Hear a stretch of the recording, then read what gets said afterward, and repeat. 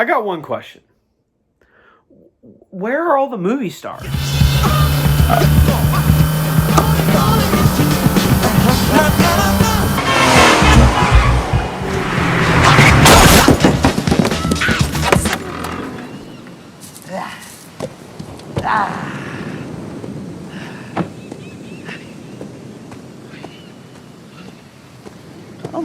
Let's see what this is about. Where the fuck is everyone? Movie stars are dead. Don't believe me? Okay, let me ask you a question. How do you think a mid-budget movie about a flamboyant law firm secretary trying to defend a small town against the pollution of a corporate company would perform in today's box office? Let me give you the gripping title of this movie.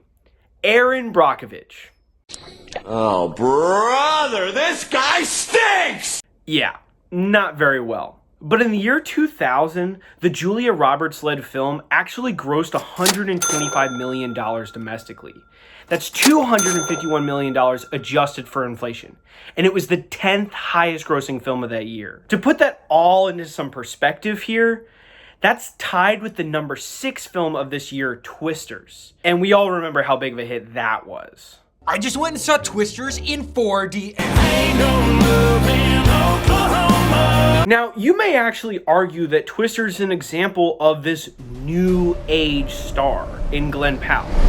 You ride him. And I must admit, the Twisters box office has something to do with that beautiful, beautiful man. But it was largely due to the flashy high budget of the film and the established IP it's based off of, not Glen Powell. Do you really think that him or Sydney Sweeney could open Erin Brockovich in today's day and age? I don't think so. Let's just compare Anyone But You's box office to Erin Brockovich's.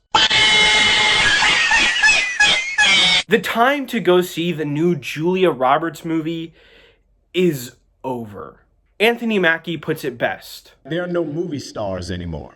Like Anthony Mackie isn't a movie star. The Falcon is a movie star.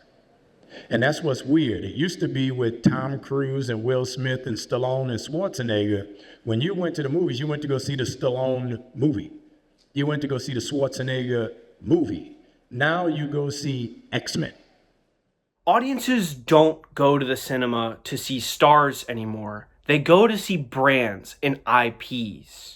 Which means that the larger-than-life personas of Hollywood's brightest stars have lost their power. Franchise films can't even jumpstart movie stars anymore. For example, after the success of Barbie, Ryan Gosling looked to be the next it man of Hollywood.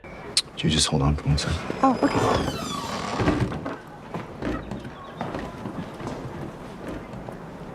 Sublime! Hell, he put on a Super Bowl halftime show in the middle of the Oscars. And every pick-me frat bro that you talked to for the last month and a half after that movie said, "Bro, I'm just Ken." Despite all of this hype, Gosling's next movie, Fall Guy, bombed financially. I'm done. Put a fork in me. Don't really put a fork in me. The studio believed that all of this love was for Gosling and thus they greenlight Fall Guy. But it wasn't, was it?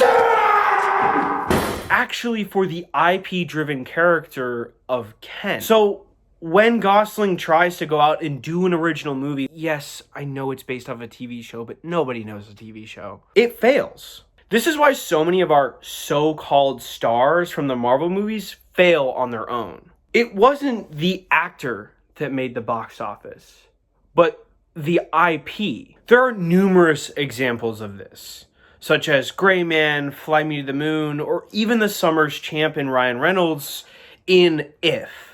Baby, bye, bye, bye. Lead actor from the TV show The Bear, Jeremy Allen White, puts it best. He stated in an interview with Variety that he is confused that the pinnacle of an actor's career has ended up being the superhero movie.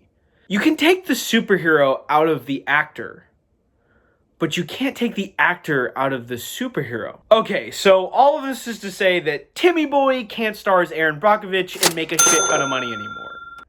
Who cares? Erin Brockovich? Duke of Arrakis! Well, this is simply the tip of the iceberg that's facing the industry at large. To put it frankly, the movie industry is dying. And audiences don't even care about going to the movies anymore. The only thing that can bring people back to theaters is IP-driven projects. But IP is a really poor stand-in for the movie star. For one, IP is way more expensive than movie stars. Studios feel like they have to go all in on these big franchise movies to make them feel like a massive event. But that means there's a lot less money going towards smaller films like Aaron Brockovich that you would just attach a big movie star to. Here's the kicker though. These original films are what creates IP. The number 6 film of the year, Twisters, started as an original IP. Where'd you get all this beef? Did you see my cows out front? With a new idea about tornado chasers that was only made successful because it was attached to Bill Paxton and Helen Hunt. But if studios are no longer making these films, and they no longer work because you can't just attach a big star, how are studios going to get new IP for IP-driven movies? Well, essentially, they don't. Studios wring out every last drop of decades-old IP, and eventually they're going to run out. And when they do, they have to scrape the bottom of the barrel. In 2023, 7 out of the top 10 movies were either sequels or reboots of pre-existing franchises. 8 if you count Barbie. In 2024, all 10 of the top grossing movies of 2024 are sequels, 6 of which are the 4th installments or higher in their respective franchise. Hollywood is out of ideas, and without movie stars, they aren't making any more. So, what's the answer? Well, be into movie stars. Instead of going to go see the new Marvel movie, try to think about who's your favorite actor, and go support their movie instead. Go see something like Challengers for Zendaya, or We Live in Time for Florence Pugh or Andrew Garfield, or even go see Saturday Night for Dylan O'Brien. Shout out to the Maze Runner fans. Studios are corporate, greedy people, and they will always follow the money. So put the money in the right place and vote with your wallet.